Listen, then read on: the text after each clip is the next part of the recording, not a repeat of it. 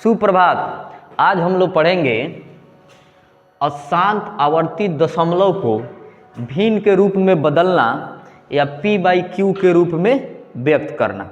यानी जो अशांत आवर्ती दशमलव है या अशांत दशमलव है उसको हम लोग क्या करेंगे, भिन्न में कैसे हम लोग बदलेंगे, यानी भिन्न में बदलना। यहाँ देखिए अशांत आवर्ती दशमलव यानी क्या है, अशांत आवर्ती दशमलव को किस में बदलना है, भिन्न में बदलना है, या उसी को हम लोग बोल सकते हैं क्या, p/q के रूप में लिखना है, यानी परिमेय संख्या बोल सकते हैं।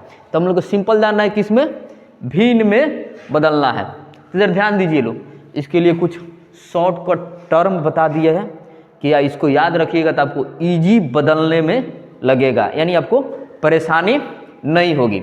अब यहाँ ध्यान दीजिए, पूरी संख्या को बिना दशमलव का लिखना है। इधर ध्यान दीजिए, यानी जितना अंक दिया है उसको बिना दशमलव को लिखना है।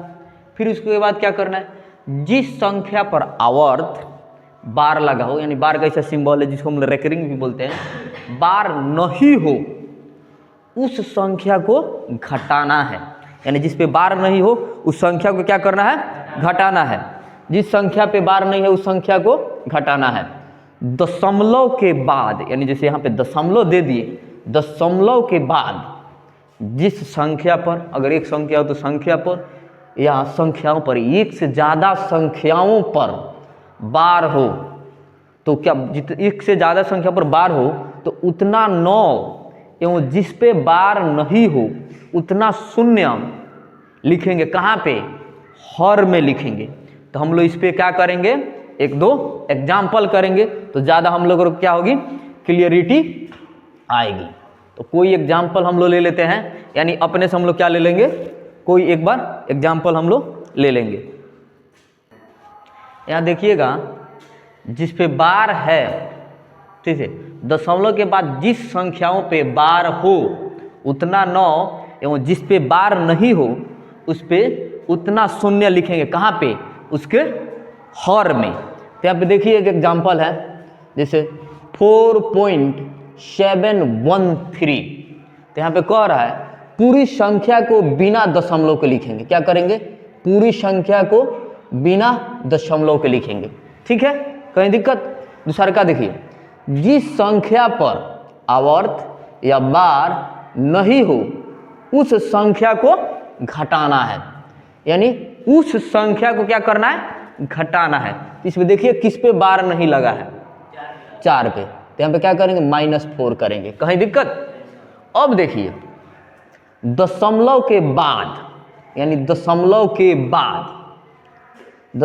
के बाद जिस संख्या पर या संख्याओं पर बार हो उतना 9 एवं जिस पे बार नहीं हो उतना शून्य लिखेंगे।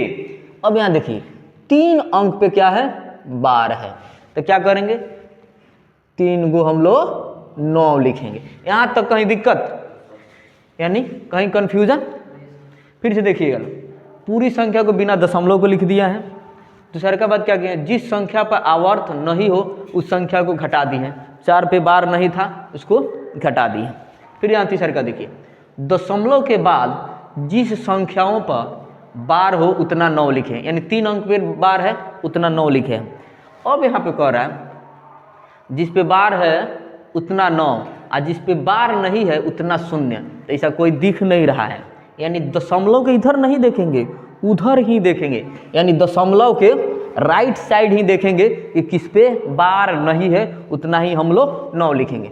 तब यहाँ इसको घटा लीजिए एक बार, 4713 -4 कीजिए, कितना आएगा, 10 में से 4 गया 6 और 3 7, ठीक है, 0 7 4। कहीं दिक्कत, इतना नहीं ना दिक्कत है। तो फाइनली हम लोग लिख देंगे 4707 अपॉन 3 × 9 यानी 39। कहीं दिक्कत, कहीं गड़बड़ नहीं ना है। अब यहाँ देखिए इधर है, हम लोग क्या कर रहे हैं, इसको हम लोग सॉल्व करेंगे। कहीं कंफ्यूजन है तो बोलो विक्की, कहीं कंफ्यूजन है, कहाँ पे, कहाँ पे, यहाँ देखो 10 में से 4 गया 6 हाँ, यहाँ तो ऐसा हम घटाते हैं ना, 3 में से 4 घटेगा नहीं, एक दही पैंचा लेगा, तो 10 में से 4 गया 6 व 3, यहाँ पे क्या होगा 6 व 3 9 हो जाएगा। ठीक, हाँ 9 होना चाहिए, कहीं दिक्कत, यहाँ पे कर लेंगे। ठीक है यार, बोला करो जब गड़बड़ हो तो बोल देना है, कोई दिक्कत नहीं है, ठीक ना। यानी इन 9 हो जाएगा, कोई दिक्कत। फिर यहाँ देखिए, पहले क्या करेंगे, बिना दशमलव को लिखेंगे, 4 3 1 2 9, कहीं दिक्कत। अब इसमें बोल रहा है जिस संख्या पे आवर्त नहीं हो उस संख्या को घटाना है, यानी जिस संख्या पे आवर्त नहीं हो उसको घटाना है। यानी कितने संख्या पे आवर्त नहीं है दिख रहा है, कितना पे, 4 3 12 पे, तो यहाँ पे करेंगे 4 3 12, कहीं दिक्कत। अब तीसरा का क्या करें, दशमलव के बाद, यानी दशमलव के बाद जिस संख्या पे बार हो उतना 9, तो किस पे बार है, 9, एक पे, तो एगो 9, जिस पे बार है उतना 9, एवं जिस संख्या पे बार नहीं हो उतना 0। तो दशमलव के बाद कितने अंक पे बार नहीं है, 3, तो क्या करेंगे हम लोग 3 शून्य बैठा देंगे, कहीं दिक्कत। अब फाइनली इसको घटा के लिख लेंगे, यहाँ देखिए 4 3 1 2 9 2 1 3 4, माइनस करेंगे, 9 में से 2 गया 7, 2 में से 1 गया 1, अभी नहीं जाएगा, तो 10 10 में से 3 गया 7 1 8।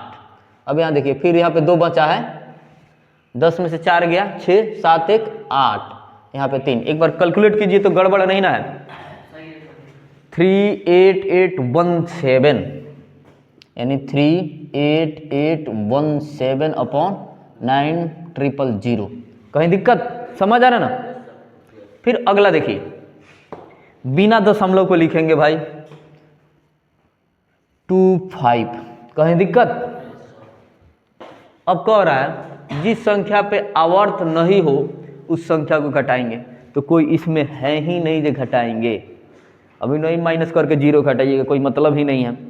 फिर यहाँ बोल रहा है दशमलव के बाद जिस संख्याओं पे बार है, यानी दशमलव के बाद इधर देख रहे हैं राइट साइड 2 अंक पे बार है, 2 और 5 पे, जितना बार है उतना क्या करेंगे 9 लिखेंगे, किस में, बट्टा में। अब क्या बोल रहा है जिस पर बार नहीं हो उतना शून्य लिखेंगे हर में, तो कोई है ही नहीं। जैसे यहाँ देखिए दशमलव के बाद जितना अंक रहता है उसने 0 करते हैं इस साइड और बार से पहले वाले अंक में, तो इसमें तो कोई है ही नहीं, तो हम लोग क्या करेंगे इतना ही करके छोड़ देंगे, समझ आ गया। फिर हम लोग मतलब इस पे और सारा कुछ क्वेश्चन करेंगे। हम लोग देख लिए कैसे से मतलब जो भी संख्या दशमलव में दिया है उसको कैसे हम लोग भिन्न में करते हैं, यानी बट्टा में करते हैं। यहाँ तक किसी को कहीं कन्फ्यूजन? चलिए तो हम लोग फिर मिलते हैं नेक्स्ट वीडियो में नेक्स्ट हेडिंग के साथ। इसी पे आधारित आगे हम लोग क्वेश्चन करेंगे और तगड़ा तगड़ा क्वेश्चन करेंगे जो फ्यूचर में कहीं ना कहीं किसी अच्छे एग्जाम में आया है, चाहे आप लोग को मिलेगी उसे मौका उस एग्ज़ाम को देने के लिए या बोर्ड एग्जाम के लिए, चाहे अपने कॉलेज स्कूल के एग्ज़ाम के लिए। फिर हम लोग मिलते हैं नेक्स्ट वीडियो में, तब तक के लिए धन्यवाद, जय हिंद।